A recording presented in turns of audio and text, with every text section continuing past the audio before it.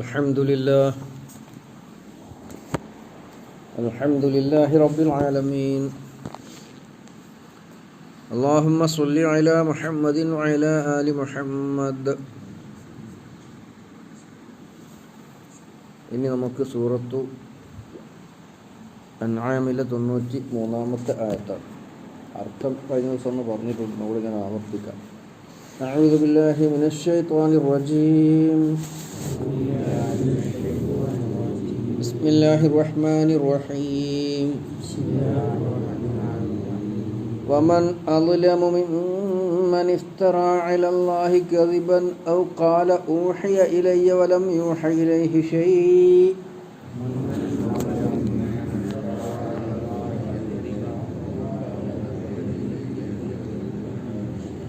ومن قال سأنزل مثل ما أنزل الله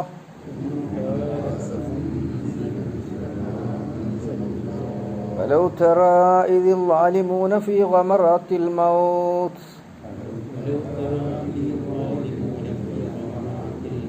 والملائكة باسطوا أيديهم أخرجوا أنفسكم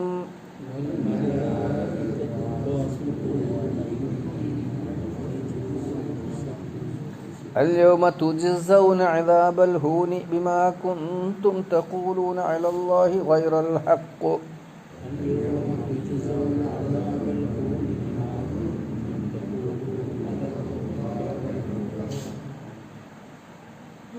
وكنتم عن آياته تستكبرون.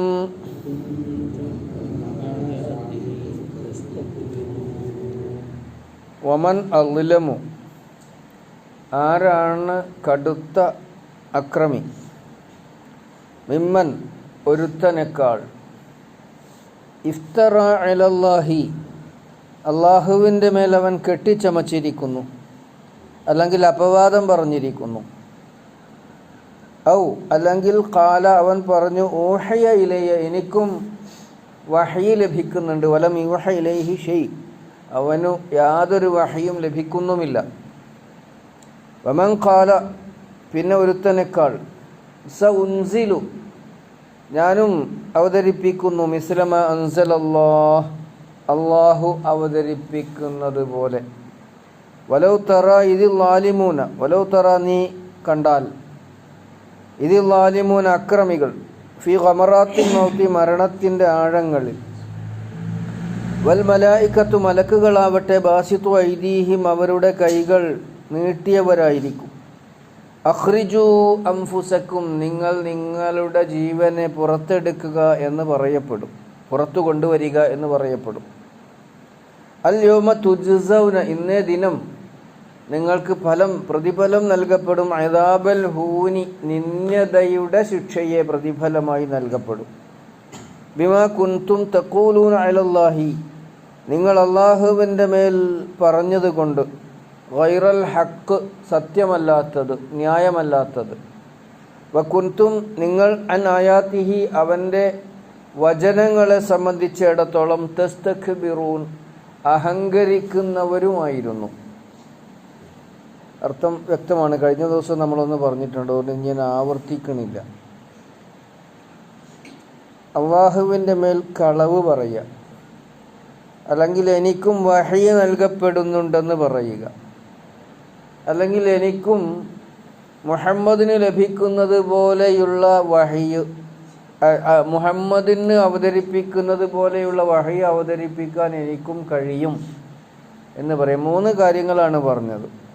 ഒന്ന്, അള്ളാഹുവിൻ്റെ മേൽ കളവ് പറയും, ഇല്ലാത്തത് പറയും. ഒന്നുകിൽ അള്ളാഹു യാതൊന്നും അവതരിപ്പിച്ചിട്ടില്ല, അത് അള്ളാഹുവിൻ്റെ മേലുള്ളൊരു കളവാണ്.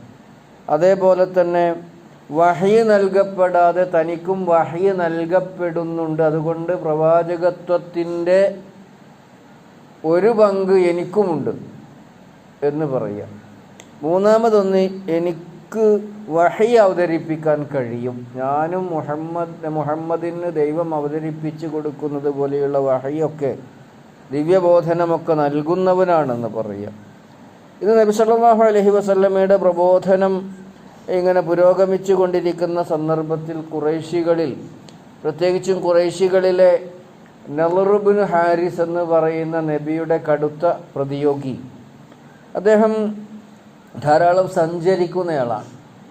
സഞ്ചരിക്കുന്ന ആളുകളെ സംബന്ധിച്ചിടത്തോളം ഒരുപാട് ലോക പരിചയമുണ്ടാകും, പൊതുവിജ്ഞാനമുണ്ടാകും, അന്യനാടുകളിലെ സംസ്കാരങ്ങളെ സംബന്ധിച്ചൊക്കെ നല്ല അറിവുകളുണ്ടാകും. നമുക്കറിയാലോ, യാത്രക്കാർ നിരന്തരമായി യാത്ര ചെയ്ത് രാജ്യങ്ങൾ കാണുന്ന, രാജ്യങ്ങളെ പഠിക്കുന്ന, സംസ്കാരങ്ങളെ മനസ്സിലാക്കുന്ന ഒരുപാട് സഞ്ചാരികൾ മുമ്പും ഇപ്പോഴും ഒക്കെ ഉണ്ട്. സഞ്ചാര സാഹിത്യം എഴുതുന്നവർ, സഞ്ചാര സാഹിത്യം വീഡിയോ ആയി പ്രസിദ്ധീകരിക്കുന്നവരൊക്കെ, അവരെ സംബന്ധിച്ച് വലിയ കാഴ്ചപ്പാടുകൾ അവരുണ്ടാക്കിയെടുക്കും. ഇതിൽപ്പെട്ട ഒരാളാണ് നളർ ഇബ്നു ഹാരിസ്. അദ്ദേഹം കച്ചവട ആവശ്യാർത്ഥം വിവിധ രാജ്യങ്ങളിൽ സഞ്ചരിക്കുകയും അവിടെയുള്ള സാഹിത്യങ്ങളൊക്കെ മനസ്സിലാക്കുകയും അത് പലപ്പോഴും സ്വന്തം നാടുകളിൽ അവരുടെ സ്വറക്കൂട്ടങ്ങളിൽ അവതരിപ്പിക്കുകയും ചെയ്യും. അപ്പോൾ നളർ ഇബ്നു ഹാരിസ് ഇറാനിൽ ഒരുപാട് കെട്ടുകഥകളുടെ, നമ്മളെ ഇതിഹാസ കഥകൾ എന്നൊക്കെ പറഞ്ഞുകൊണ്ട് നമ്മുടെ നാട്ടിൽ ഒരുപാട് പുരാണ കഥകൾ, അതേമാതിരി ഇറാനിയൻ പുരാണ കഥകളൊക്കെ അവിടെ നിന്ന് മനസ്സിലാക്കി വന്നതിന് ശേഷം നബി സല്ലല്ലാഹു അലൈഹി വസല്ലം ഖുർആൻ പ്രബോധനം ചെയ്യുമ്പോൾ അതിന് പകരമായി അവരുടെ സ്വറക്കമ്പനികളിൽ, സ്വറക്കൂട്ടങ്ങളിൽ അവതരിപ്പിക്കും. കണ്ടോ, ഇതാണ് മുഹമ്മദിൻ്റെയും പണി. എന്ത്, ഞാനിത് എവിടുന്ന് പഠിച്ചതാണ്? അന്യനാടുകളിൽ പോയി പഠിച്ചതാണ്.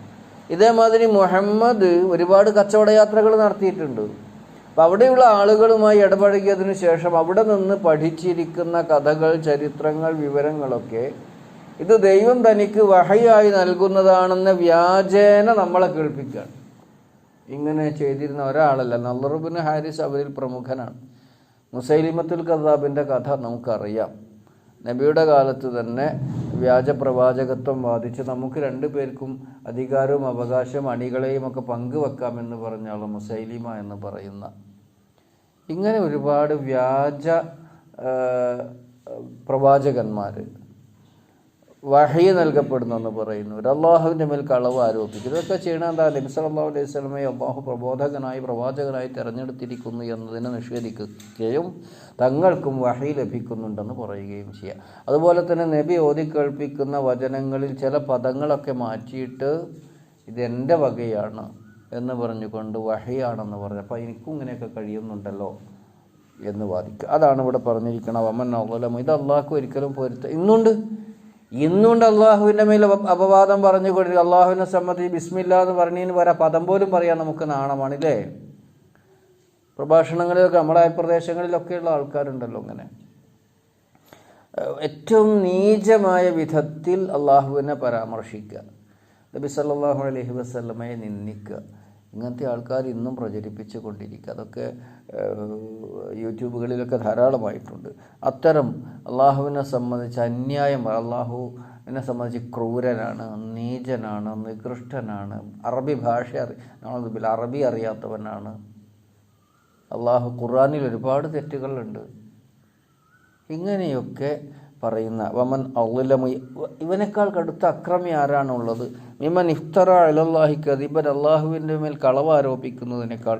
ഔ ഖാല ഊഹയ ഇലയ്യ വലം യൂഹ ഇലൈഹി ഷൈ, തനിക്ക് ദിവ്യബോധനമൊന്നും നൽകപ്പെടാതെ തന്നെ തനിക്കും ലഭിക്കുന്നുണ്ട് ദിവ്യബോധനം എന്ന് പറയുന്നവനേക്കാൾ. വമൻ ഖാല സ ഉൻസിലു മിസ്ല മാ അൻസലല്ലാഹ്, അള്ളാഹു അവതരിപ്പിച്ചതുപോലെ തന്നെ ഞാനും അവതരിപ്പിക്കും എന്ന് പറഞ്ഞവനേക്കാൾ കടുത്ത അക്രമിയാരുണ്ട്. വലൗ തറ, നിങ്ങൾ ചിന്തിച്ചു നോക്കിയാൽ, പ്രവാചകനോട് നേർക്കുനേരെയാണെങ്കിലും എല്ലാവരോടുമാണ് വിഷയം. നിങ്ങൾ ചിന്തിച്ചിട്ടുണ്ടോ? അല്ലെങ്കിൽ നിങ്ങൾ ചിന്തിച്ചു നോക്കിയാൽ എന്താ ചിന്തിക്കേണ്ടത്? ഇതിൽ ളാലിമൂന ഫി ഖമറാത്തിൽ മൗത്ത്, അക്രമികൾ മരണത്തിൻ്റെ കയങ്ങളിൽ ആണ്ടുകിടക്കുമ്പോൾ. ഖമറാത്ത് എന്നല്ല നമ്മൾ പറഞ്ഞ മരണത്തിൻ്റെ കയങ്ങൾ, അറ്റമില്ലാത്ത ആഴങ്ങൾക്കാണ് ഖമറത്ത് അറിയാം. സക്രാത്തുൽ മൗത്ത് എന്ന അർത്ഥം പറഞ്ഞിട്ടുള്ള പണ്ഡിതന്മാരുണ്ട്. മരണത്തിൻ്റെ പീഡനകൾ, വേദനകൾ എന്നൊക്കെയുള്ള അർത്ഥത്തിലും. വമൻ അളലമു വലൗ തറാ ഇതിൽ ളാലിമൂന ഫി ഖമറാത്തിൽ മൗത്ത്, അവർ മരണത്തിൻ്റെ ആഴങ്ങളിൽ ആണ്ടുകിടക്കുന്നു എന്ന് പറഞ്ഞാൽ മരിച്ചു കിടക്കുക ഖബറുകളിൽ. അവരോട് വൽ മലായിക്കത്ത് ബാസിത്തു ഐദീഹി, മലക്കുകൾ അവരോട് കൈകൾ നീട്ടിക്കൊണ്ട് പറയും അഖ്രിജു അൻഫുസക്കും, പുറത്തു വരും. രണ്ട് തരത്തിലാണ് ഇതിൻ്റെ വിശദീകരണമുള്ളത്. ഒന്ന്, മരണപ്പെട്ടുകൊണ്ടിരിക്കെ, മരണത്തിൻ്റെ ആഴങ്ങളിൽ മുങ്ങിത്താണുകൊണ്ടിരിക്കുക, അങ്ങനെയൊക്കെ പ്രയോഗം ഉണ്ടല്ലോ നമ്മുടെ ഭാഷയിൽ.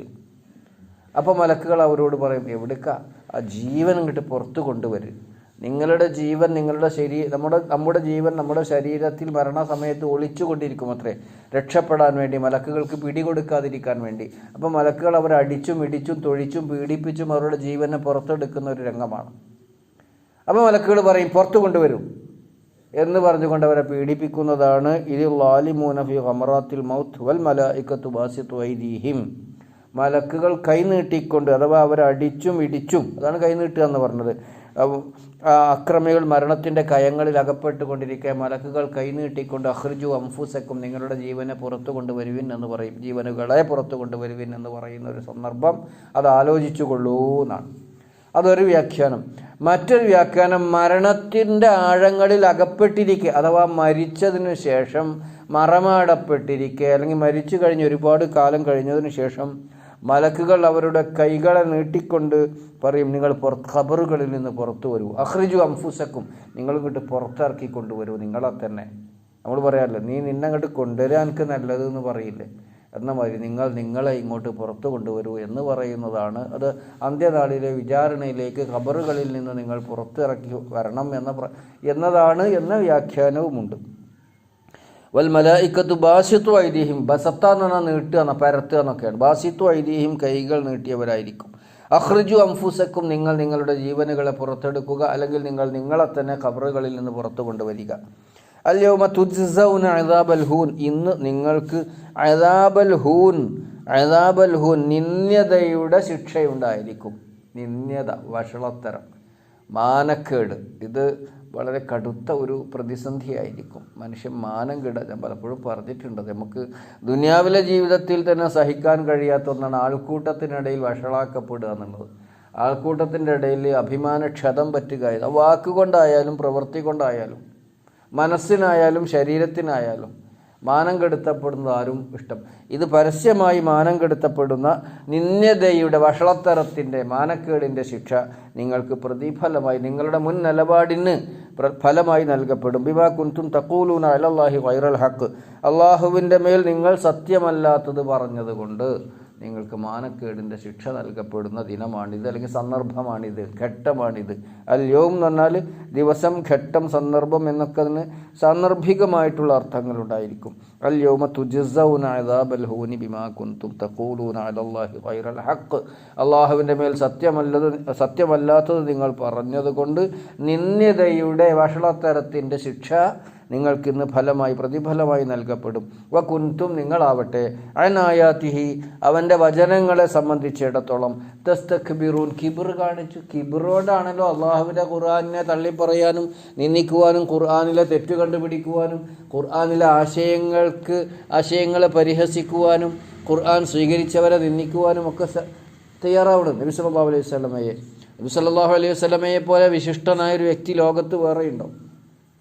പ്രവാചകന്മാരെ പോലെ ആദരണീയരായ വ്യക്തിത്വങ്ങൾ ഈ ലോകത്ത് അല്ലാഹു തആല വേറെ സൃഷ്ടിച്ചിട്ടുണ്ട്. എന്നിട്ട് അവരെയൊക്കെ അപവദിക്കുകയും നിന്ദിക്കുകയും അവരെ സ്വീകരിക്കുകയും അംഗീകരിക്കുകയും ചെയ്യുന്ന മുസ്ലിമീങ്ങളെ പഴഞ്ചന്മാരും സംസ്കാരമില്ലാത്തവരുമായി ചിത്രീകരിക്കുന്ന ആൾക്കാർ, അത് കിബിറോട് സംഭവിക്കുന്നതാണ്.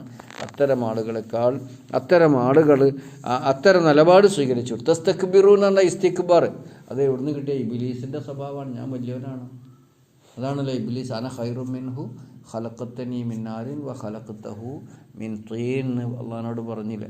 ഒരുപാട് സ്ഥലത്ത് ഖുർആൻ അത് എടുത്തു. ഈ കിബർ, ഞാനെന്ന ഭാവം, മറ്റുള്ളവരൊക്കെ എന്നേക്കാൾ, അത് മനുഷ്യനെ ബാധിക്കുന്ന ഓരോ രംഗത്ത്. എനിക്ക് നല്ല ആരോഗ്യവും സൗന്ദര്യം ഉണ്ടെങ്കിൽ എനിക്ക് അതിൻ്റെ നടപ്പിരിപ്പ് ഭാവങ്ങളിലൊക്കെ പെരുമാറ്റം പ്രകടമാവുക. അത് നമുക്ക് ചില ചെറുപ്പക്കാരൊക്കെ നടന്നു പോകുന്നത് കണ്ട ലോകം മുഴുവനും അയാളുടെ രണ്ട് കൈകളുടെ വീഴ്ചയിലുണ്ട്, അതിൻ്റെ ചോട്ടിലാന്ന് തോന്നിപ്പം. കൈയൊക്കെ തന്നെ പരത്തി, ചില ആൾക്കാർക്കും കൈൻ്റെ മസിൽ ഇറച്ചികളോടും ചേർത്ത് വെക്കാൻ കഴിയില്ല. ഓരോ കൈ കുറച്ച് പരക്കും, കുറച്ച് തടിയും മണ്ണൊക്കെ ഉള്ളത്. അത് കണ്ടിട്ട് ഞാൻ ഇങ്ങനെ കൈയൊക്കെ പരത്തി നടന്നാൽ അതിൻ്റെ അർത്ഥം എന്താണ്? കിബിറാണ്. നടപ്പിലൊരു ഭാഷയുണ്ടല്ലോ അല്ലേ? മനുഷ്യന് പകരുന്ന ഒരു സന്ദേശമുണ്ട്, ഇരുത്തത്തിലുണ്ട്, ഭാവങ്ങളിലും അല്ലേ? മുഖത്തിനൊരു ഭാഷയുണ്ടല്ലോ, ശരീരഭാഷ. അത് നടപ്പിൽ നമുക്ക് കാണാൻ കഴിയും. മാന്യതയുടെ, അന്തസ്സിൻ്റെ എന്ന് വെച്ചിട്ട് അപകർഷബോധമില്ല, അന്തസ്സുള്ള, അഭിമാനമുള്ള ആ മുഖഭാവവും ശരീരഭാഷയും. എന്നാൽ അത് അഹങ്കാരത്തിലേക്ക് വഴുതി വീഴുക. ചില ആൾക്കാരുടെ നടത്തവും ഭാവവും നോട്ടവും ഇരിപ്പോ കൂടി കണ്ടാൽ എന്തൊരു അഹങ്കാരമാണെന്ന് അത് നമുക്ക് ആ ശരീരത്തിൻ്റെ ഭാഷ നോക്കിയാൽ അറിയാം. ഏകദേശം ഒരു ധാരണ ആളുകളെ സംബന്ധിച്ച് നമുക്ക് കിട്ടും. അപ്പോൾ അത് ഈ കിബിർ അത് നമ്മൾ ശ്രദ്ധിക്കണം. നമ്മുടെ വർത്തമാനത്തിലോ പെരുമാറ്റത്തിലോ ഇടപാടുകളിലോ ആൾക്കാരോ സ്വഭാവങ്ങളിലോ ഒക്കെ കിബിർ ഞാനെന്ന ഭാവം വരുന്നുണ്ടോ എന്നുള്ളത് നമ്മൾ ശ്രദ്ധിക്കും. കിബിർ കാണിക്കുക എന്നുള്ളത് ഇബ്ലീസിൻ്റെ സ്വഭാവമാണ്. അതും കൂടി നമ്മൾ കൂട്ടത്തിൽ കാണണം. ഇത് ഫിർഔനും ആ സ്വഭാവക്കാരൻ, ഇന്നേക്കാൾ വലിയവൻ പിന്നെ ആരുണ്ട് എന്നുള്ള. അപ്പോൾ അതും നമ്മൾ ശ്രദ്ധിക്കണം. വകുൻതും അൻ ആയാതിഹി തസ്തക്ബിറൂൻ, നിങ്ങൾ അവൻ്റെ വചനങ്ങളെ സംബന്ധിച്ചിടത്തോളം വലുപ്പം നടിച്ചവരെ, കിബിർ കാണിച്ചവരെ, അഹങ്കാരം. അല്ലാഹു സുബ്ഹാനഹു വ തആല അവൻ്റെ വചനങ്ങളെ സ്വീകരിക്കുകയും അവനെ മുറപ്രകാരം മനസ്സിലാക്കിക്കൊണ്ട് വിശ്വസിക്കുകയും ചെയ്യുന്ന ഭാഗ്യവാന്മാരെ നമ്മെല്ലാവരെയും ഉൾപ്പെടുത്തി അനുഗ്രഹിക്കട്ടെ. ഖുർആനിൻ്റെ സന്ദേശങ്ങളെ മനസ്സിലാക്കിക്കൊണ്ട് അതനുസരിച്ച് ജീവിക്കാൻ എന്നും നാഥൻ നമുക്കും നമ്മുടെ തലമുറകൾക്കും തൗഫീഖ് നൽകട്ടെ. മുസ്ലിങ്ങൾക്ക് ഇസ്സത്തും മനസ്സമാധാനവും അല്ലാഹു സുബ്ഹാനഹു വ തആല നൽകി അനുഗ്രഹിക്കുമാറാവട്ടെ. റബ്ബനാ ആതിനാ ഫിദ്ദുനിയ ഹസന വഫിൽ ആഖിറതി ഹസനത വഖിനാ അദാബന്നാർ.